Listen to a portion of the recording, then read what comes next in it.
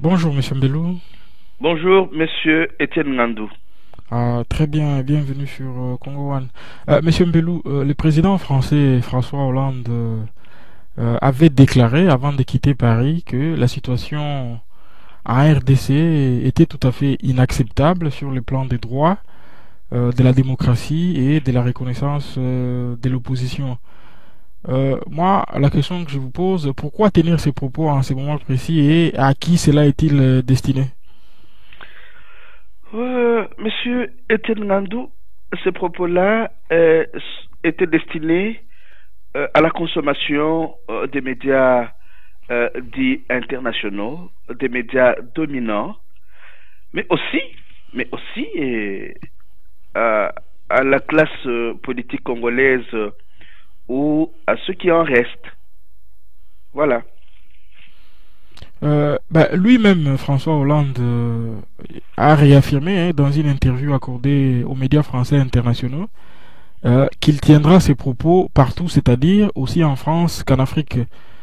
Et il a également affirmé que les temps de la France-Afrique étaient révolus. Qu'est-ce que cela vous inspire-t-il? Monsieur Étienne Ngandou, il y a dans tout ce que Monsieur François Hollande a fait comme déclaration beaucoup de points qui me gênent et qui soulèvent beaucoup de questions à moi-même. Regardez, Monsieur Étienne Ngandou, quand Monsieur François Hollande organise son voyage pour le Congo, il sait que l'Organisation internationale de la francophonie a violé ses principes. Il se rend dans un pays où les droits humains ne sont pas respectés, c'est-à-dire un pays qui a viré vers l'autoritarisme et la dérive dictatoriale. Il va dans un pays où le pluralisme politique n'est pas respecté. Il va dans un pays où les libertés fondamentales ne sont pas du tout respectées. Par rapport aux objectifs que s'était assigné l'Organisation internationale pour la francophonie, François Hollande, avec tous les membres de cette organisation, viole les idéaux fondateurs de l'organisation même.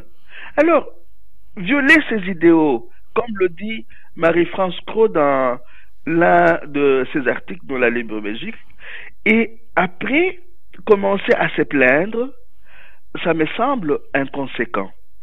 Ça, c'est la première observation que je pourrais faire sur le voyage de François Hollande au Congo. Une deuxième observation. À entendre les plaintes et à entendre les remises en question faites par le président français, c'est comme si la situation telle qu'elle est vécue aujourd'hui au Congo n'avait pas beaucoup à voir avec l'engagement de l'Union européenne dans notre pays. Regardez M. Etienne Ngandou. Le monsieur qui fait partie du système que M. Hollande essaie de remettre en question fait partie d'un processus qui a été porté à bout de bras par l'Union européenne en 2006. Et vous savez que l'Union européenne a financé la mascarade électorale de 2006 moyennant 500 millions de dollars. Et pour une fois dans l'histoire, ce processus a été encadré par une armée de l'Union européenne, le FOR. Et je vous renvoie, Monsieur Etienne Ngandou, à un livre publié par un professeur émérite de Louvain-la-Neuve, Monsieur Jean-Claude Villam. Le livre est intitulé Les faiseurs de rois. Et il y a un chapitre, le sous-titre du livre est Gestion d'une crise internationale dans un pays sous tutelle. Et il y a un chapitre consacré aux élections de 2006. Il est intitulé Des élections libres et démocratiques. Libre et démocratique est mis entre griffes Deux points, un long cheminement pour un grand pari. Ce livre est important à lire, comme le livre que Charles Onana va bientôt publier et qui risque d'être sur le marché le 16 octobre, est aussi important à lire. Donc, il y a quelque chose de flou dans la démarche de M. François Hollande. Et il met, entre parenthèses, la responsabilité de l'Union européenne dans le processus ayant mené à la violation des droits humains, à la violation des libertés fondamentales et des droits fondamentaux, au manque de pluralisme politique chez nous. Donc, vouloir aujourd'hui devenir donneur de leçons de vérité après que l'Union européenne ait porté à bout de bras le processus qui nous a conduit où nous sommes aujourd'hui, c'est, à mon avis, être inconséquent. Voilà pourquoi tout ce qui tourne autour de la francophonie ne m'intéresse pas beaucoup, parce qu'il y a beaucoup de mensonges et de faux semblants dans ce qui est en train de se faire. Plusieurs médias français affirment que derrière les sourires, la rencontre entre François Hollande et Joseph Kabila était tendue. N'est-ce pas là à mettre au crédit de François Hollande, hein, qui a tenu ses engagements de faire passer son message fort jusqu'à Kinshasa? Monsieur Etienne Ngandou, le message fort passé par François Hollande va-t-il remettre en question le système dans lequel l'Union européenne nous a plongés en soutenant la mascarade électorale de 2006? Les discours, c'est bien beau, c'est bon, mais comment l'Union européenne va-t-elle faire pour nous tirer de ce processus auquel elle a contribué en soutenant le système qui sévit aujourd'hui au Congo en 2006? La première question. Une autre question, Monsieur Etienne Ngandou. Tout ce monde-là se moque de nous. Monsieur, un ex-journaliste, je pense, d'une radio francophone ici en Belgique, Monsieur Arnaud Zeitman, a écrit un article le 7 décembre 2011. L'article était intitulé « Il est minuit moins une à Kinshasa ». Et la thèse soutenue dans cet article-là est entre autres celle-ci. Les ambassadeurs occidentaux ont tout fait pour que le vainqueur des élections de 2011 ne puisse pas accéder au pouvoir. Ils n'étaient pas disposés à travailler avec lui. Ils ont fait au Congo le même coup que celui qu'ils lui ont déjà fait en 1960 en essayant d'organiser, d'orchestrer le départ du Premier ministre élu démocratiquement Patrice Emery Lumumba et en orchestrant son assassinat en 61. L'article peut être lu aujourd'hui, il suffit d'aller sur Google et de taper « Il est minuit moins une à Kinshasa, Arnaud Zeitman » et nous avons l'article. Donc, en 2006, l'Union européenne a participé. Il suffit d'aller sur Google, de taper Arnaud Zeitman, il est minuit moins une à Kinshasa, pour lire cet article et sentir comment ce journaliste avait été déçu par le comportement des ambassadeurs occidentaux. Et l'ambassadeur français était parmi ces ambassadeurs-là. Comment François Hollande va-t-il faire à partir de ces déclarations pour corriger cette mise à l'écart de celui qui avait été supposé être le vainqueur des élections de 2011? Il ne suffit pas d'aller le rencontrer à Kinshasa. Il faut réparer le mal qui a été fait, pas simplement à lui en tant qu'individu, mais aussi à tout un peuple. Donc voilà pourquoi je me réalise qu'il y a une théâtralisation de la politique entre les pays occidentaux et le Congo, une théâtralisation à laquelle nous devons pouvoir mettre fin. Et je dis, nous devons pouvoir être très vigilants parce qu'il y a quelque chose qui est en train de se dessiner maintenant. Et si nous ne prenons pas garde, ils risquent de nous surprendre parce que ils sont en train de se préparer à nous imposer un autre candidat président après qu'il nous ait imposé celui qu'ils critiquent aujourd'hui.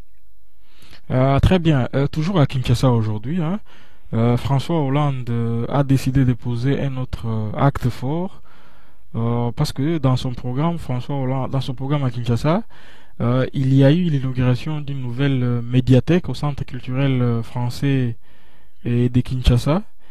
Et selon RFI Radio France Internationale, cette médiathèque est baptisée Floribert Chebeya, hein, en hommage au défenseur des droits de l'homme de la voix des sans-voix. Qu'est-ce que cela vous inspire-t-il? Est-ce pour vous juste une symbolique ou bien ça a une quelconque valeur, ça? Oui, bon, il faut dire qu'il était temps vraiment que un monument porte le nom de ce grand et digne fils de notre peuple et que François Hollande ait décidé cela avec les Français qui travaillent sur place au Congo. Je peux mettre cela à son actif. Mais cela étant, qu'est-ce que la France va faire demain pour qu'il n'y ait pas d'autre Floribert Chebeya? Il ne suffit pas de décerner un monument. On a décerné un monument à Lumumba après l'avoir tué. Et dans l'entretemps, le Congo a perdu parce que le processus démocratique enclenché depuis les années 60 a souffert jusqu'à ce jour. Est-ce qu'il suffit de dédier un monument à un défenseur des droits de l'homme pour que la défense des droits de l'homme devienne une priorité du gouvernement du pays où ce monument est érigé? Ce sont là les questions que moi je me pose. Il ne suffit pas de décerner un monument. Il faut qu'il y ait un suivi qui fasse que la France, comme elle a toujours prétendu être le pays des droits de l'homme, qu'il y ait un suivi entre les partenaires politiques français et les partenaires politiques congolais afin que ce processus puisse aller de l'avant, qu'il n'y ait plus d'autres défenseurs des droits de l'homme qui puissent être tués. Or, M. Etienne Ngandou, la matrice organisationnelle sur laquelle le partenariat entre la France et le Congo est fondé, c'est une matrice organisationnelle promotrice de la violence, parce que elle est fondamentalement néolibérale. C'est ça le fond du problème. Il ne suffit pas de décerner des monuments aux acteurs de la société civile, aux défenseurs des droits de l'homme. Il faut aussi désamorcer, désarticuler cette matrice organisationnelle de nos relations bilatérales. Et j'avais oublié de mentionner le fait que, malgré toute sa résistance, si François Hollande est allé au Congo, c'est parce que les multinationales comme Areva, comme Total, comme Bolloré, ont pesé de tout leur poids dans la balance. Quelle marge de liberté François Hollande aura-t-il pour que cette matrice organisationnelle fondée sur le néolibéralisme ne puisse pas l'emporter sur ses bonnes intentions? Moi j'attends voir. Hein, il ne suffit pas de parler, de dire tout le bien ou tout le mal qu'on veut des autres, mais il faudrait... Vous savez, M. Etienne Ngandou, chat échaudé craint l'eau froide. Regardez, il y a eu un gros discours de notre François à la chute du mur de Berlin, François Mitterrand. Il avait dit l'aide à octroyer aux pays africains sera dorénavant liée à leur capacité de pouvoir s'engager dans le processus démocratique. Depuis 89 jusqu'à ce jour, on n'a plus vu la France sur la scène de la défense de la démocratie et des libertés chez nous en Afrique et même pas à travers le monde. On a vu ce qui s'est passé en Côte d'Ivoire. François Hollande va-t-il rectifier le tir? Je ne crois pas beaucoup, mais bon, attendons voir. Je ne crois pas beaucoup parce que il a le discours, mais il n'a pas le pouvoir. Très bien. Lorsque François Hollande promet aux opposants et activistes des droits de l'homme congolais d'aider le pays en tant qu'amis, ne risque-t-il pas de déchanter très vite si cette promesse tarde à venir, hein? Je parle des opposants activistes des droits de l'homme congolais. Oui, mais Monsieur Etienne Ngandou, nous ne devons pas oublier, et je l'ai souligné une fois, que la France fait partie de l'Union européenne. Hein, la France peut avoir ses marges de manœuvre dans la relation bilatérale qu'elle peut entretenir avec notre pays, mais la France partage en tout et pour tout la politique de l'Union européenne chez nous. François Hollande parle, c'est bien, on l'écoute, espérons que nous verrons les fruits de son discours et que la politique adoptée par l'Union européenne ne va pas engloutir tous ces discours pour que le Congo demeure ce qu'il est sous la botte de la dictature actuelle. Même si finalement c'est à nous Congolais qu'il appartient de pouvoir travailler à l'avènement de notre Congo, nous ne devons pas trop compter sur ces messieurs qui tiennent de beaux discours parce qu'ils ont beaucoup d'intérêts économiques à sauvegarder dans notre pays. Ben justement, selon Vital Kamerhe, qui a été reçu ce matin même par François Hollande, il leur a déclaré qu'il n'agira pas à la place des Congolais, mais il sera l'ami et le partenaire des Congolais et qu'il va relayer les cris de détresse des Congolais partout où il ira. Est-ce que ce type de discours vous paraît équilibré Oui, c'est un peu équilibré du moment qu'il mentionne notre responsabilité à nous Congolais. Vraiment, il y a beaucoup de compatriotes, et cela m'a un peu réjoui, il y a beaucoup de compatriotes qui aujourd'hui ne se laissent pas trop séduire par les beaux discours. Mais que François Hollande puisse mentionner notre responsabilité, je trouve que c'est important. C'est important et même essentiel pour nous. Nous ne devons pas nous laisser à tout moment leurrer par les beaux discours et mettre entre parenthèses notre responsabilité en tant que citoyen et patriote congolais. Alors, très bien, mais par contre, le chef de la diplomatie belge, M. Renders, qui était également à Kinshasa, lui, il a pris ses distances avec les propos du président français et il a affirmé notamment ceci: je regrette qu'il y ait des déclarations très fortes qui sont davantage destinées à l'opinion nationale. Qu'est-ce que vous en pensez? On a comme l'impression que dans le cas de la Belgique, ils ont une vision totalement différente de ce qui se passe au Congo. Monsieur Ngandou, vous donnez là l'exemple d'un désaccord qui existe entre deux pays de l'Union européenne. C'est déjà un mauvais signe. C'est déjà un mauvais signe. C'est-à-dire que ce n'est pas une politique concoctée d'un commun accord, ce qui ne présage pas d'un avenir merveilleux pour la défense de cette politique-là. C'est d'un de deux. N'oubliez pas que le discours de M. Renders va dans le sens de ce que la Belgique voudrait aujourd'hui entretenir comme relation avec le Congo, parce que celui qui avait un discours semblable à celui de François Hollande, M. Karel de Gucht, a été mis de côté et la Belgique voulait éviter qu'il y ait ce genre de discours-là à l'endroit du Congo ou de cette élite prédatrice congolaise qui fait partie de ses clients. Donc, mais la question que oui. Entre ces deux discours, lequel est paternaliste? Parce que Renders, lui, voudrait souligner la responsabilité du gouvernement congolais. Il parle des progrès. Les progrès, on ne les voit pas. Monsieur Kamerhe, par exemple, hier, je donne juste un exemple, puisque Mende affirme qu'ils sont très avancés pour les droits de l'opposition, mais ce Kamerhe a été empêché hier sur les plateaux en direct d'accéder sur les plateaux de TV5. Oui, mais Monsieur Etienne Ngandou, je ne sais pas s'il faut faire la part des choses entre ces discours-là, dire lequel a été paternaliste et lequel ne l'a pas été. Moi, je dis tout simplement ceci. Nous devons pouvoir cultiver un grand esprit de discernement quand nous entendons ces messieurs-là s'exprimer. Nous devons toujours pouvoir nous poser cette question. Que veulent-ils à travers les discours qu'ils tiennent? À partir d'où ces messieurs parlent-ils? Qu'est-ce qu'ils poursuivent?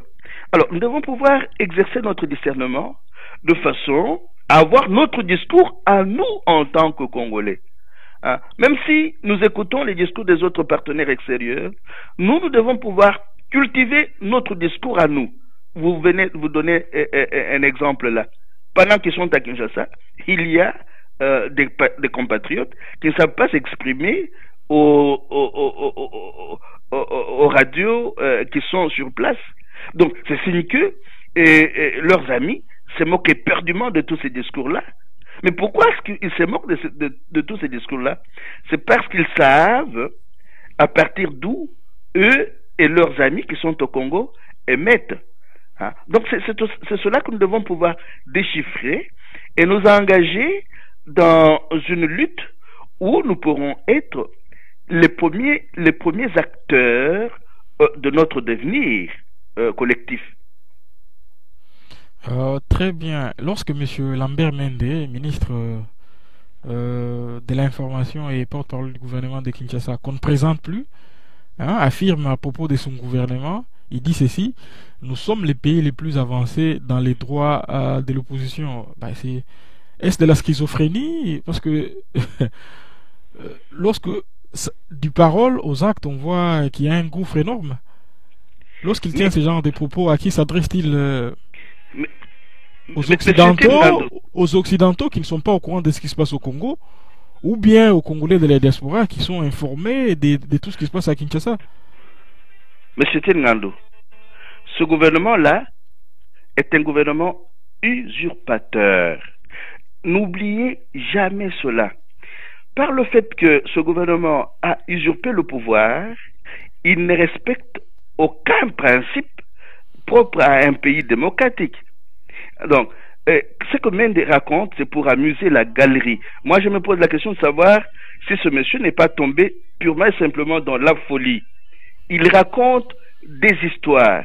Alors, comment voulez-vous qu'au cours d'une journée comme celle-ci, on empêche aux militants et membres des partis politiques de pouvoir sortir manifester et qu'on continue à dire que chez nous, nous sommes très avancés dans la protection des droits de l'opposition.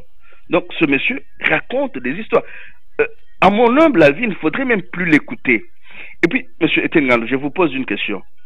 Quand est-ce que Mende et ses amis se rencontrent-ils pour l'aider à tenir ces discours qu'il tient? Donc, lui est toujours disposé à répondre du tic au tac. Quand est-ce que le gouvernement se rencontre pour mettre sur papier le discours qu'il confie à son porte-parole? Oui, justement, là, vous posez une question qui est très intéressante. Hein. On a comme l'impression que monsieur Mende, il est dans un rôle d'un super ministre qui réagit à tout, qui a le plein pouvoir, qui parle à la place du Premier ministre, il parle à la place du ministre de l'Intérieur, il est à la fois ministre de l'Intérieur. Ce serait un super ministre qui a une liberté de parole assez étendue à Kinshasa? Mais c'est pour vous dire que ce que vous appelez gouvernement là, ça ne fonctionne pas.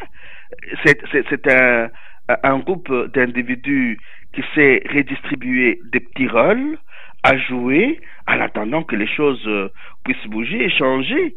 Hein, c'est là l'exemple d'un gouvernement purement et simplement composé d'usurpateurs, des tricheurs, des fraudeurs, des messieurs et dames qui bénéficient du hold-up électoral du mois de novembre et décembre 2011. Oui, justement, à propos de toute cette situation aujourd'hui, il y a Radio France Internationale qui a signalé que les militants de l'opposition qui s'est rassemblés ce matin devant la permanence de l'UDPS à Kinshasa ont été dispersés par la police. Et on signale également que M. Vital Kamerhe a été empêché d'accéder au studio de TV5 installé dans les jardins du Palais du Peuple. Justement, à propos de cette situation, on a comme l'impression que les modes de fonctionnement du régime de Joseph Kabila ressemblent de plus en plus à celui du Rwanda de Paul Kagame. Mais le monsieur dont vous citez le nom ici, maintenant, ne contrôle rien chez nous. Tous les ordres viennent de Kigali et personne n'ose plus... quelqu'un de sérieux ne peut plus remettre cela en question. Donc c'est le même mode de fonctionnement. Nous allons encore apprendre des choses en lisant le prochain livre de Charles Onana, même si ce sont des questions sur lesquelles nous avons eu à écrire et à débattre. Le monsieur dont vous avez cité le nom sert tout simplement de cheval de Troie de la marionnette de Kigali, et c'est comme ça que le mode de fonctionnement est semblable. Pour finir sur ce sommet de la francophonie, je voudrais qu'on parle un peu du regard que les médias occidentaux, particulièrement les médias français, ont eu sur ces sommets. On a comme l'impression que c'était un peu superficiel, et ils ont plus parlé de la ville de Kinshasa, qui serait propre ou pas, mais les fonds lui-même de ces sommets sur la francophonie, ils ne s'en sont pas du tout intéressés. Avez-vous perçu aussi cela? Oui, je l'ai perçu, et ce sont des signes qui ne trompent pas.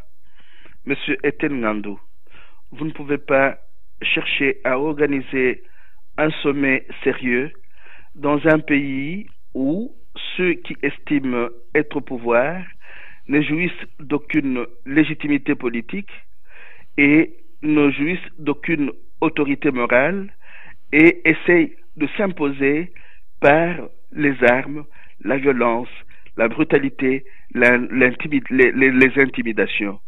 Donc, ceux qui sont arrivés à Kinshasa pour ce sommet-là se rendent compte que le manque de légitimité politique et d'autorité morale peut être un frein sérieux à l'organisation des choses sérieuses.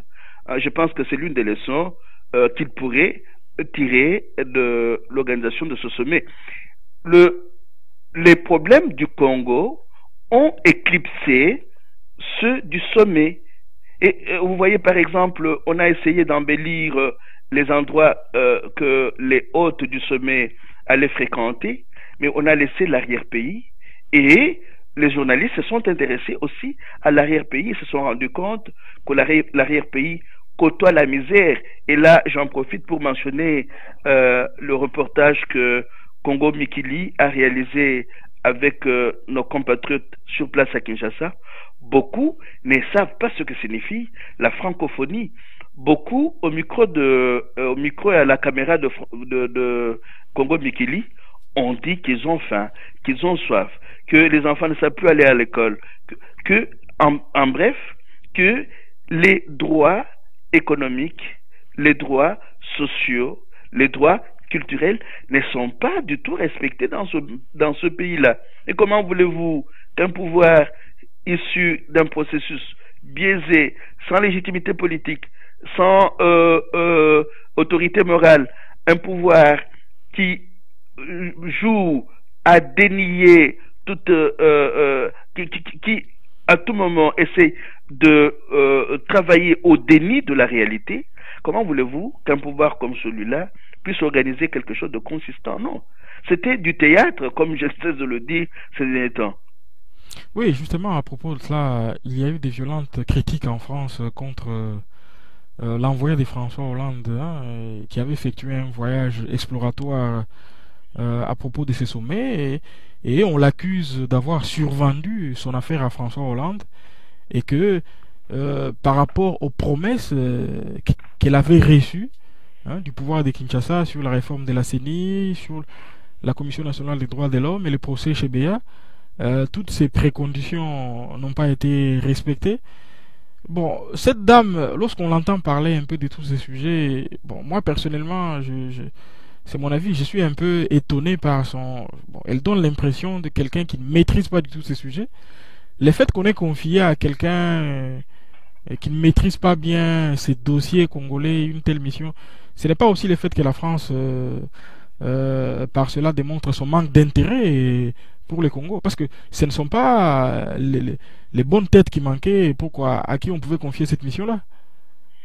Non, monsieur Etienne Ngandou, moi je me dis tout simplement que quand les Français, à commencer par leur président, disent que ça n'est fini avec la France-Afrique, moi j'ai des doutes. Qui sait s'il n'y a pas eu des mallettes d'argent qui ont facilité l'organisation de ce sommet à Kinshasa. Moi j'aimerais encore voir des preuves palpables que ça n'est réellement fini avec la France-Afrique et qu'il n'y a plus d'intermédiaires qui se promènent avec des mallettes d'argent pour faciliter l'organisation d'un sommet comme celui dont nous sommes en train de parler maintenant. Ah, très bien. Bon, Monsieur François Hollande a rencontré en début de soirée aujourd'hui à Kinshasa Monsieur Étienne Tshisekedi, hein, bon, que la presse française présente comme principal opposant politique au Congo. Bah, c'est quand même un geste fort, hein. Il est très rare que les présidents français qui se déplacent en Afrique rencontrent aussi l'opposition. Vous avez un petit commentaire à ce sujet? Mais, Monsieur Ngandou, et moi je ne vois pas en quoi cela constitue un geste fort. Et la majorité présidentielle Mais populaire... reconnaissez que c'est quelque chose qui n'arrive pas qu'un président français se déplace en Afrique.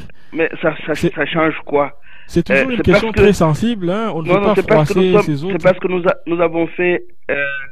nous avons une idée des présidents européens et occidentaux, une idée que je qualifierais de farfelue.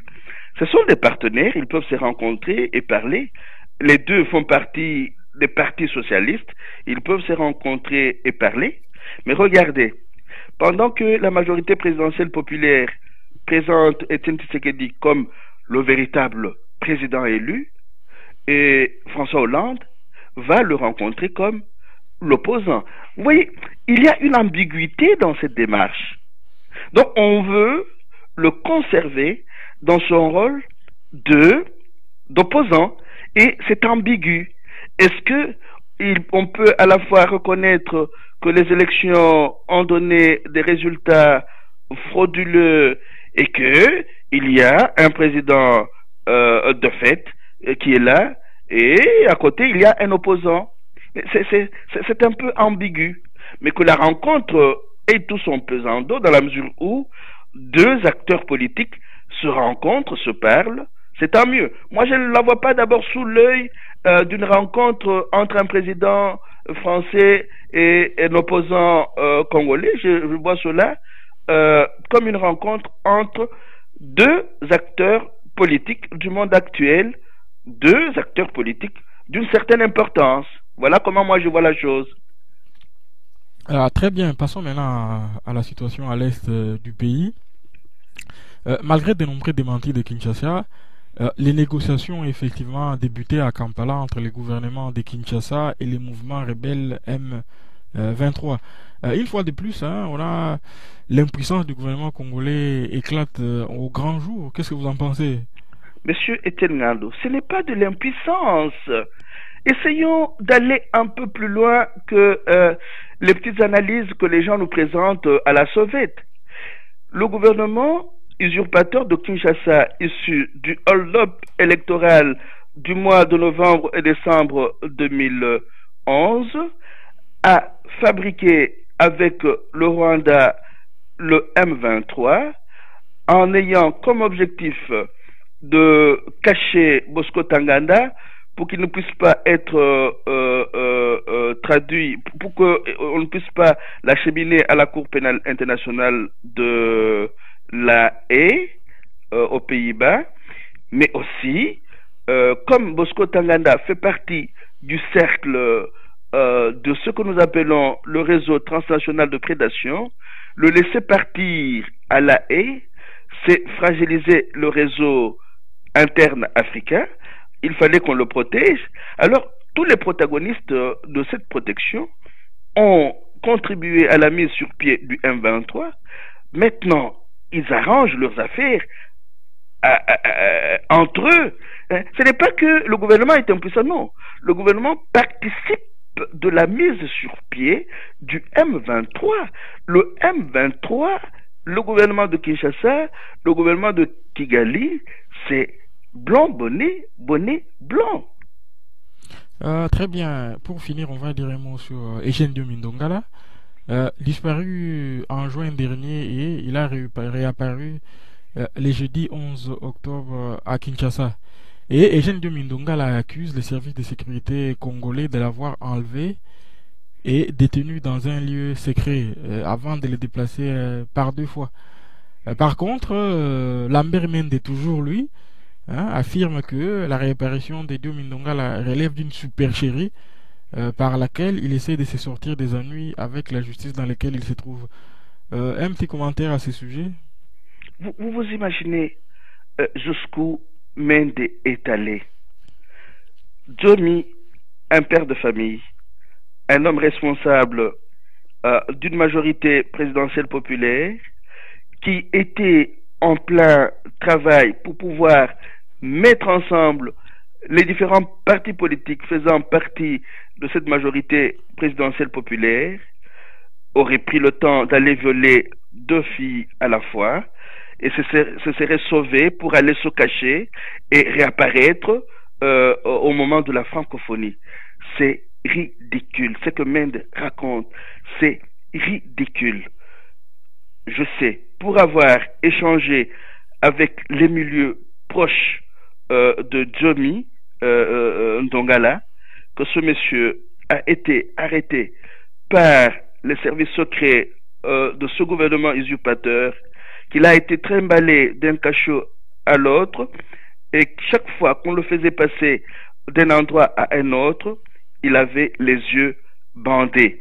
Et les personnes qui sont allées le déposer là où on l'a retrouvé s'exprimer selon ses proches en swahili. Mais écoutez, Mende, c'est gaspiller son temps. Mende va fabriquer des mensonges à tour de bras et à tout moment, chaque fois que ceux qui lui font jouer ce rôle-là auront besoin des mensonges pour qu'ils se tirent d'affaire, il va en fabriquer. Nous ne serons jamais plus surpris que ce monsieur-là essaie de monter des mensonges. Mais si, le ciel aidant, ce monsieur-là arrivait à se faire soigner convenablement et à dire ce qu'il y a eu, je pense que plusieurs compatriotes seront étonnés de la façon dont on se joue des vies humaines dans ce pays-là. Dans ce pays-là, la vie d'un homme ne représente plus rien pour ce gouvernement usurpateur. Ce gouvernement est tombé dans un ensauvagement qui ne dit plus son nom. Et voilà ce que je peux faire comme commentaire sur Johnny. Très bien, merci beaucoup, Monsieur Mbelou, et à la semaine prochaine. Merci bien, Monsieur Etienne Ngandou, et à la semaine prochaine.